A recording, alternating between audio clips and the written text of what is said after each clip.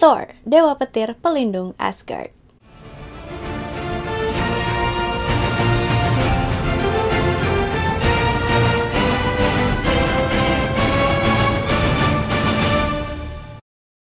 Kalau kita ngomongin tentang mitologi Nordik, biasanya tuh yang langsung keinget kalau enggak Odin, Loki, ya Thor. Thor sih yang paling terkenal belakangan. Tahun-tahun belakangan itu dia lebih terkenal karena Marvel. Thor versi Marvel pastinya mencontoh beberapa aspek dari Thor asli di mitologi Nordik. Contohnya kayak dia anaknya Odin. Terus dia punya palu namanya Mjolnir, dan reputasi hebatnya sebagai pejuang yang perkasa, the mighty god of thunder. Pastinya versi dari mitologi Nordik itu agak berbeda dengan Thor yang kita tahu sekarang. Kadang Thor ini nggak bisa dibilang hero juga, karena dia sebagian besar nggak bersikap kayak pahlawan. Dia tuh terkenal sering mukul atau ngancurin apa aja yang ngeganggu dia pakai palu saktinya. Dari Norse ke German folklore, Thor ini digambarin sebagai sosok dewa yang berotot. Secara fisik, dia yang paling kuat dari semua dewa Nordik. Dan sebenarnya janggut dan rambutnya itu warnanya merah, cerminan dari temperamennya yang berapi-api. Tapi ada juga nih berapa puisi yang nyebutin kalau rambut Thor itu lebih terang dari emas. Jadi banyak yang nebak sebenarnya rambutnya itu warna pirang, blonde. Ya pokoknya intinya rambutnya Thor itu sangat indah. Nama Thor sendiri berasal dari beberapa kata yang berarti petir, geledek, halilintar. Namanya Thor juga dikaitin sama hari Kamis. Hari Kamis di Old Norse calendar namanya Thorsdag, yang artinya hari Thor, Thursday, di mana bahasa Inggrisnya sekarang itu adalah Thursday, hari Kamis. Jadi hari Kamis harinya Thor. Sepanjang sejarah yang tercatat dari orang-orang Jerman, Thor selalu disebutin sebagai dewa yang dominan. Di zaman Viking, Thor mencapai puncak popularitasnya. Orang-orang Skandinavia menghargai dan mengagumi keberanian Thor. Selain petir, Thor sering dikaitkan dengan kekuatan, kekuasaan, dan perang. Pastinya sebagian besar udah pada tahu kalau bapaknya Thor itu Odin. Nah, ibunya Frigg, Jotun perempuan. Diyakini Frigg ini adalah personifikasi dari bumi. Jotun ini adalah ras giants atau raksasa. Kalau rame-rame namanya Jotnar. Nah, ibunya Thor ini kan Jotun. Bapaknya Thor, si Odin ini setengah Jotun. Berarti Thor 3/4 Jotun. Cuman agak ironisnya kenapa? Kan dia keturunan Jotun nih. Tapi dia tuh ribut mulu sama Jotnar. Thor benci banget sama Jotnar. Jotnar pun benci banget sama Thor gitu, karena mereka menganggap Thor adalah pembunuh Jotun. Thor ini kan selalu ngelindungin Asgard dari upaya sabotasenya Jotnar. Nah, diyakini nih kalau misalnya lagi ada guntur, lagi ada petir, itu artinya Thor lagi berantem, lagi perang sama Jotnar. Meskipun Thor terkenal kuat dan perkasa, tapi dia kurang bijaksana, nggak nurun dari Odin. Jadi dia temperamental dan karena ini dia sering ditipu. Nah, tapi apa sih yang bikin Thor ini tuh sangat kuat dan kenapa dia bisa ditakuti sama semua orang, semua dewa, dan bahkan Jotnar? Jawabannya karena dia punya 3 produk pendukung. Kok produk sih?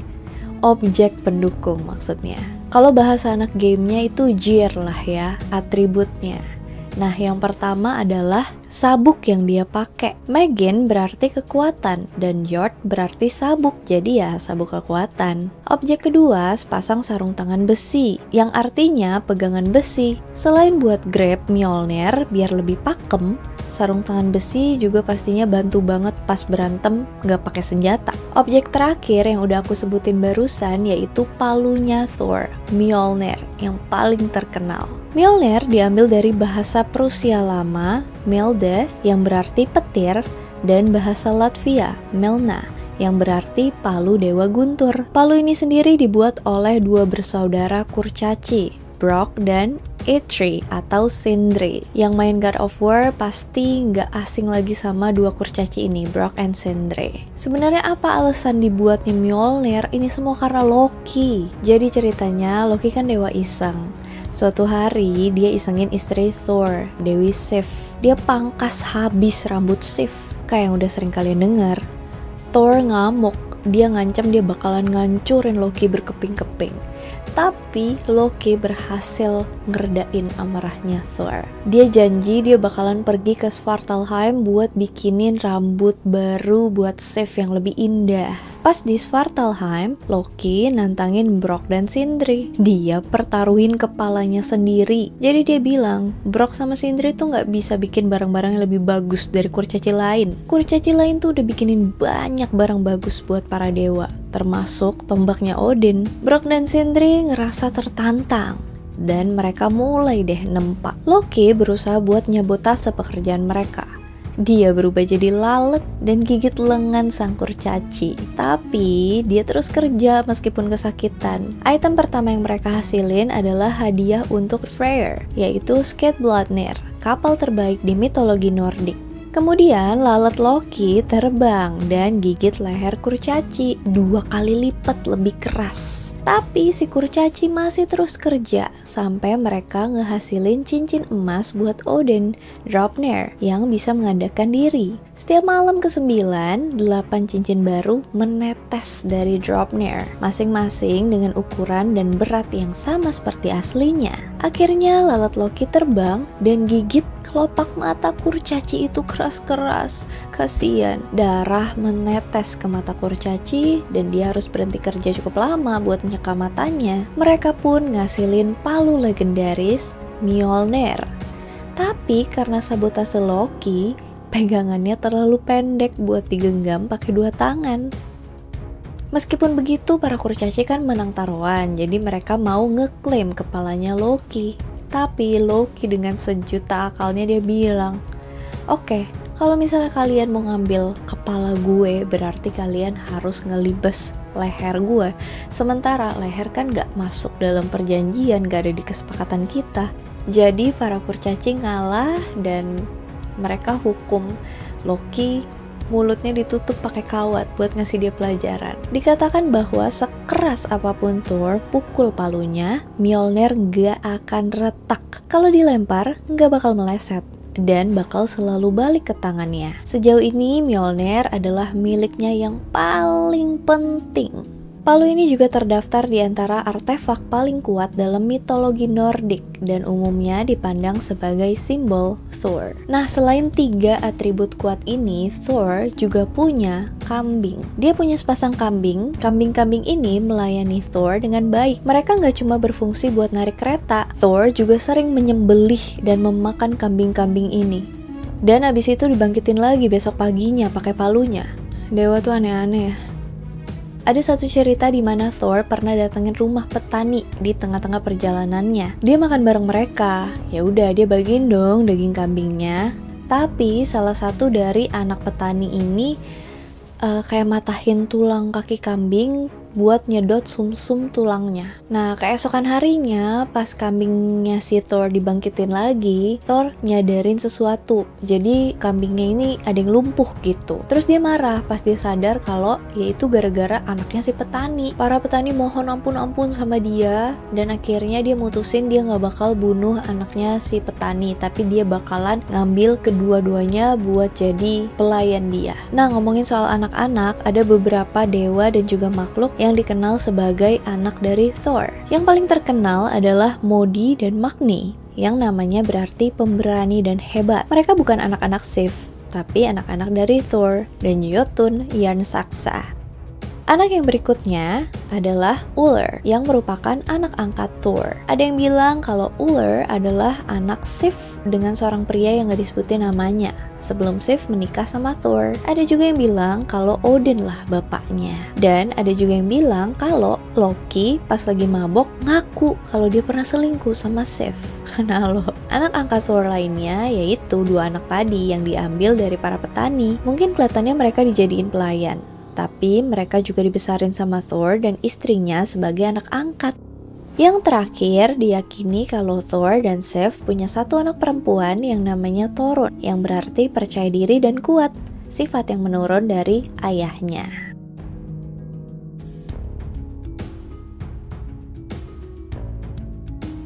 Pada suatu ketika, Thor kebangun dan kaget palunya hilang.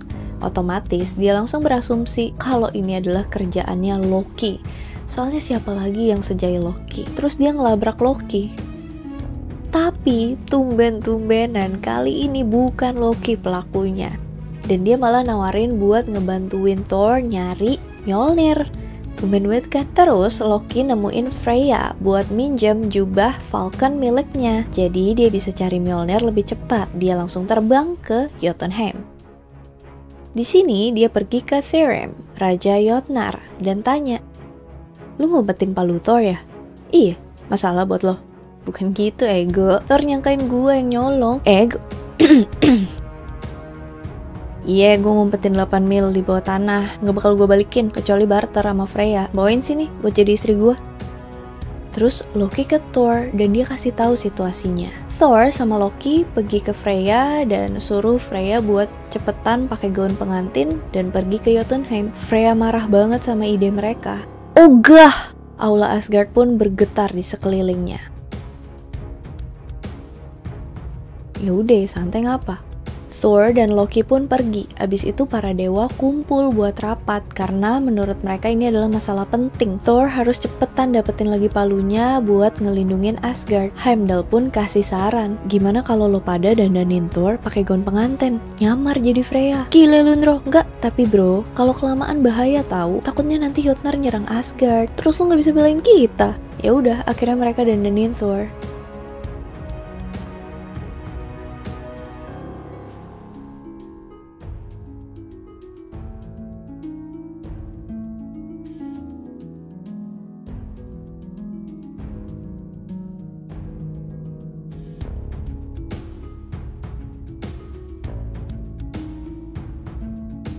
Jangan seneng dulu Loki. Loki juga didandanin jadi pengapit pengantinnya Thor.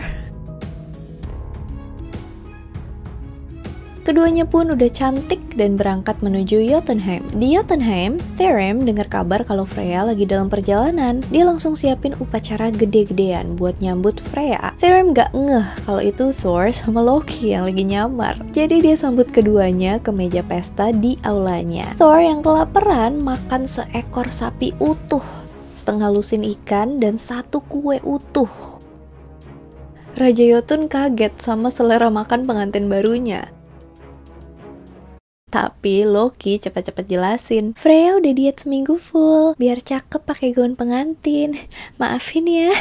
Thrym kemudian deketin muka Freya, ngintip kerudung pengantinnya. Dia pengen cium Freya, tapi dia kaget sampai lompat karena pas lihat mata Freya kok galak banget dan buas. Oh, dia nggak tidur seminggu full, saking excitednya. Thrym pun bawa Mjolnir biar mereka bisa melanjutkan prosesi pernikahan dan resmiin pengantin. Thor udah girang aja dalam hati pas lihat palunya. Dia udah nggak sabar banget. Jadi dia langsung ambil palunya dan dia bunuh semua Jotun yang hadir di acara itu. Dia juga ngancurin semuanya. Nah, cerita ini cuma salah satu dari banyak kisah pertempuran Thor dengan Jotnar.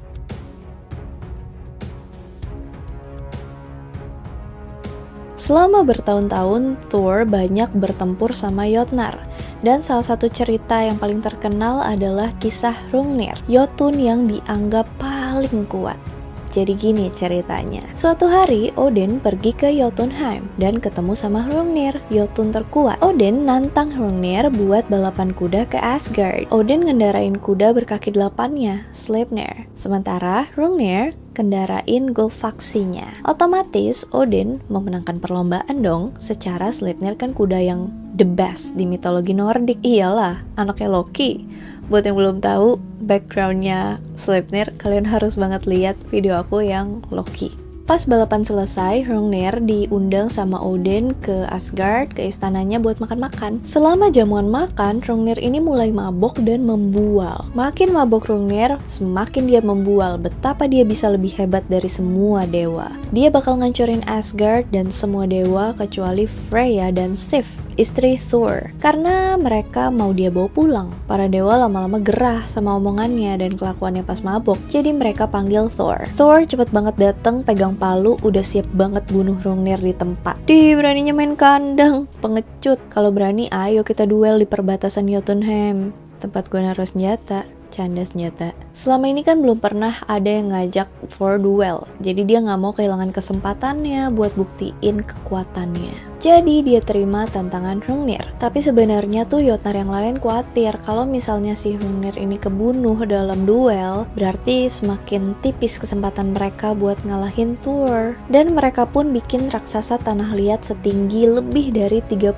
mil dan masukin jantung kuda di dalamnya buat menghidupkannya. Pas Thor datang, raksasa tanah liat itu gemeter ketakutan pas ngeliat Thor dan lumer. Dalam duel, Hrungnir melemparkan Whetstone ke Thor sekencang mungkin, sementara Thor ngelempar Mjolnir ke Hrungnir. Mjolnir terbang menembus batu dan menghancurkan tulang tengkorak Hrungnir menjadi berkeping-keping. Bagian dari batu yang dilempar Hrungnir pecah dan nancap di kepala Thor, dan batu itu tetap di situ sampai Ragnarok. Hrungnir sang raksasa jatuh ke tanah, tapi salah satu kakinya yang besar menjepit leher Thor. Nggak satupun dari para dewa yang bisa ngangkat kaki itu sampai putra Thor, Magni, yang baru berusia 3 hari pada waktu itu, bebasin bapaknya. Dia ngangkat raksasa itu dengan mudahnya.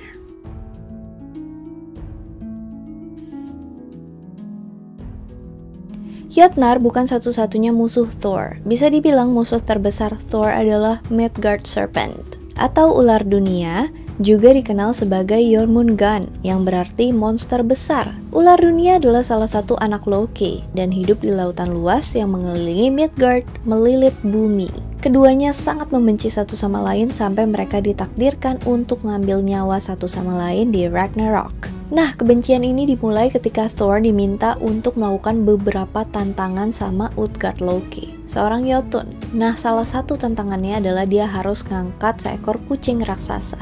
Kucing ini sebenarnya adalah Midgard Serpent yang lagi nyamar. Abis ini kita bahas lebih lengkap tentang cerita ini. Abis cerita ini. Thor dan Jormungand sempat ketemu sekali lagi sebelum Ragnarok. Jadi suatu ketika para dewa ini mau nyelenggarain pesta yang besar. Tapi mereka butuh kuali untuk nyeduh madu buat tamu yang banyak. Sayangnya cuma Jotun Hymir yang punya kuali kayak gitu. Jadi Thor pergi ke dia buat minjem. Hymir gak senang ngeliat Thor si pembunuh Jotnar di rumahnya. Sial, ngapain dia di sini? Hey Thor, gue sembelin 3 ekor sapi jantan ya buat makan sama lu di sini. Ternyata baru semalam Thor udah ngabisin 2. Sialan. Hymir tahu kalau dia bakalan kehabisan makanan. Jadi dia bilang ke Thor untuk pergi mancing pagi-pagi banget buat nyari makanan buat mereka. Nah, Hymir kan nyuruh Thor buat nyari umpan nih buat pancingan mereka. Ya udah, si Thor pergi ke padang rumput Jotun dan nyembelih salah satu lembu jantan milik Hymir. Hymir makin marah lah. Keduanya pun pergi ke laut dan Hymir nangkep ikan paus. Thor bersikeras buat nangkep lagi. Ayo kita mancing lebih jauh. Tapi Hymir takut, please gak mau. Karena dia tahu ada Midgard Serpents di bawah perairan laut ini. Pas Thor tahu ada Jormungand, wah panas lah dia. Dia pasangin kepala sapi itu ke kail dan dia lemparin pancingannya ke dalam laut. Midgard Serpent ambil umpan dan Thor mulai bertarung lawan dia. Hymir jadi takut sama situasi ini. Papan perahu pecah dan air mulai ngalir masuk. Banyak versi tentang cerita ini, ada yang bilang Thor mukulin palunya ke kepala Jormungand sampai Jormungandnya tuh nyelam lagi ke bawah air. Tapi ada yang bilang juga Hymir saking takutnya potong tali pancingannya. Pokoknya intinya si Midgard Serpent ini berhasil selamat dan Thor dan Hymir balik lagi ke pantai. Nah, Thor abis itu kan ngambil kuali nih dari rumahnya si Hymir. Cuman masalahnya Hymir panggil raksasa lainnya buat ngikutin Thor. Jadi Thor pakai Mjolnirnya buat ngebantai abis mereka semua.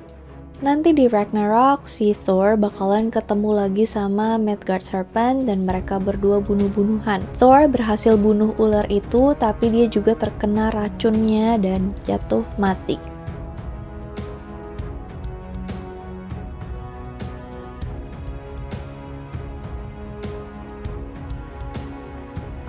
Thor barengan Loki sama anak buah Thor yang merupakan seorang manusia, Thjalfi, lagi berada di perjalanan menuju Jotunheim, negeri para Jotun. Di sepanjang jalan mereka ketemu sama Jotun yang namanya Skrimir. Dia nawarin buat nemenin mereka dan bahkan bawain bekal mereka di tasnya. Tapi pas mereka lagi kemah, Skrimir malah ketiduran. Nah, bekalnya si Thor kan ada di dalam tasnya Skrimir. Thor itu nggak bisa buka talinya, iketan tasnya. Karena dia udah lapar, dia jadi frustasi, jadi gregetan gitu. Thor coba bangunin raksasa itu 3 kali. Dipukul kepalanya pakai palunya. Tapi setiap kali Skrimir dipukul, dia ngira itu cuma kacang yang jatuh dari pohon dan tidur lagi. Yalah. Besok paginya Skrimir pergi dan mereka bertiga sampai di benteng yang namanya Utgard. Di dalam aula mereka ketemu sama penguasa kastil yang namanya Utgard Loki. Dia nyambut mereka pakai tantangan. Masing-masing dari mereka harus ngebuktiin kalau mereka adalah yang terbaik di beberapa keterampilan tertentu. Loki jadi yang pertama. Dia nyatain dirinya sebagai pemakan tercepat di dunia. Buat nguji dia, raja manggil pelayannya, Logi, dan keduanya ditempatin di kedua ujung palung panjang yang diisi makanan. Loki makan secepat yang dia bisa. Tapi pas mereka ketemu di tengah palung, Loki ngeliat kalau lawannya gak cuma makan banyak makanan, tapi juga tulang. Bahkan palungnya itu sendiri diembat sama dia. Berikutnya adalah Thjalfi, yang bisa lari lebih cepat dari apapun di alam liar. Raja panggil giant bernama Hugi, yang dengan gampangnya ngalahin Thjalfi. Tapi bocah itu gak mau nyerah dan nuntut tanding ulang. Kali ini Thjalfi kalah tipis. Raja ngakuin kalau dia belum pernah ngeliat manusia lari begitu cepat. Thjalfi coba buat ketiga kalinya lari sekencang-kencangnya kayak bertaruh hidup mati, tapi Hugi bahkan lebih cepat dari sebelumnya. Akhirnya giliran Thor.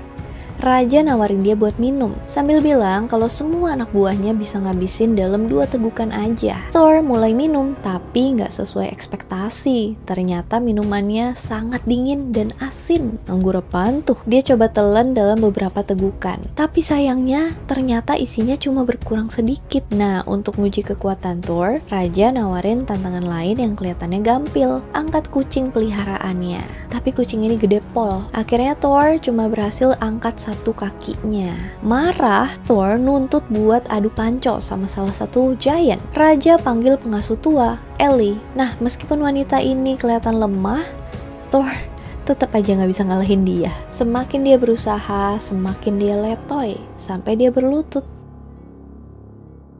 Pas 3 serangkai ini nyerah, kecewa, dan siap-siap mau pergi, Raja samperin mereka dan bilang, gak semua yang lo lihat itu benar. Loki kalah dalam kontes makan karena lawannya, Logi, itu personifikasi api, melahap semua yang ada di hadapannya. Thjalfi gak bisa lari lebih cepat dari Hugi karena Hugi adalah perwujudan dari pikiran. Karena pikiran pasti bakalan selalu lebih cepat daripada tindakan. Dan Thor gak bisa ngalahin Ellie atau usia tua karena ya usia tua akhirnya melemahkan semua orang.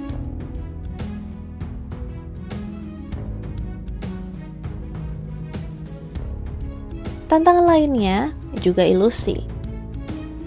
Jadi, tanduk gelas minuman itu diisi sama lautan. Dan Thor udah cukup nguras lautan sampai terjadi air pasang.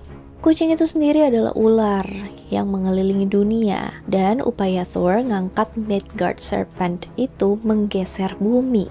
Yang paling membagongkan adalah Skrimir, giant yang mereka temuin pertama. Dia adalah Utgard Loki in disguise yang lagi nyamar. Pas dipukul pakai palu Thor, dia nangkis pakai ilmu magic dan energinya disalurin buat membentuk lembah di pegunungan sekitarnya. Utgard Loki ngucapin selamat atas kehebatan mereka. Hal ini juga bikin dia takut. Jadi besok-besok dia nggak akan pernah ngizinin mereka masuk ke negerinya lagi. Thor dan rekannya gagal ngadepin tantangan yang dikasih ke mereka. Tapi ada yang bisa kita contoh dari cerita ini.